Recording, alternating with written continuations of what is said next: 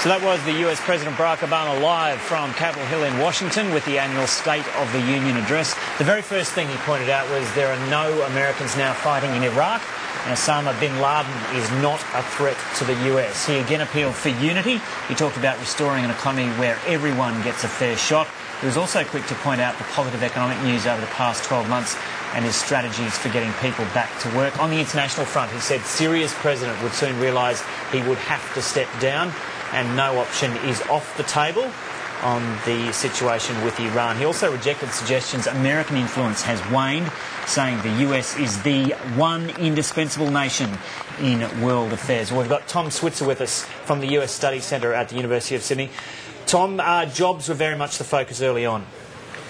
Absolutely. I mean, the American unemployment rate has been stubbornly high for the entire Obama presidency. That, of course, is not necessarily his fault. He inherited the global financial crisis.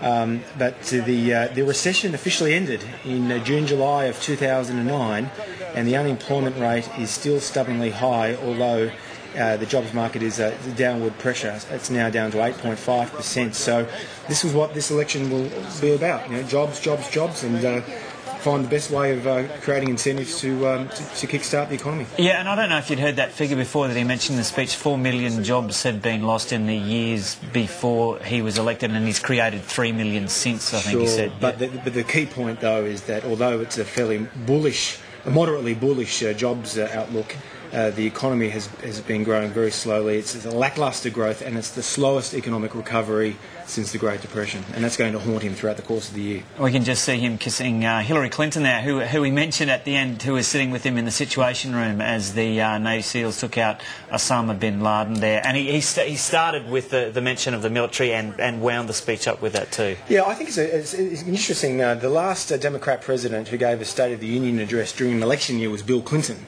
And I found this speech in striking contrast to that one. You may recall that was the speech that President Clinton identified the end of the era of big government.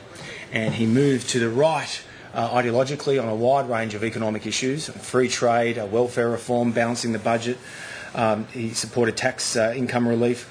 This speech was quite different. It was more about reviving the role of the state to help kickstart the economy, and that primarily was to do with taxing the rich. But also there were some protectionist lines there about the Chinese tyres and the whole notion of subsidies to help promote clean energy.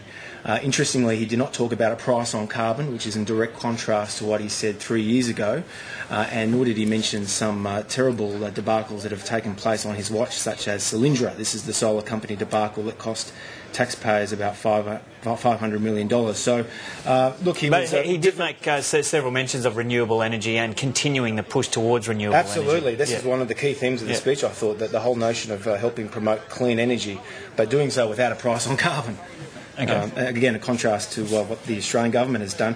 One of the other key features here, I think, is that the speech, although you mentioned the foreign policy stuff at the end, there was very little on foreign policy, which suggests that foreign policy will not be a major issue this year, whereas 10 years ago exactly, you may recall President Bush talked about the axis of evil, and that was a defining term that was used throughout the rest of his presidency. Yep. And is it usually the case, though, with the State of the Union address that there is specifically a focus on domestic affairs rather than international? Sure, and I think that reflects the cycle we're in at the moment. Of course, President Bush's State of the Union address 10 years ago was more about foreign policy, understandably. So just finally, Tom Switzer, how does this set Barack Obama up in this year before the election? Well, only 9 months to go now. Absolutely. Look, it's going to be a very close election, and it'll all come down to the independents. These are the key groups in the battleground states, such as Pennsylvania, Ohio and Florida. They have soured on the president throughout the course of the last 3 years, but public polling evidence suggests that their support is increasing. So he needs to win them over, and the best way of winning them over is to convince them that he has a better plan to kickstart the economy, whereas the Republicans, he will argue, are favouring the rich at the expense of the middle class. And how does this speech set him up in terms of that task, winning over those independents? Well, it remains to be seen. The Washington Post and the ABC poll late last week showed that his approval rating is starting to increase. This is taking place at a time when the Republicans are eating each other up.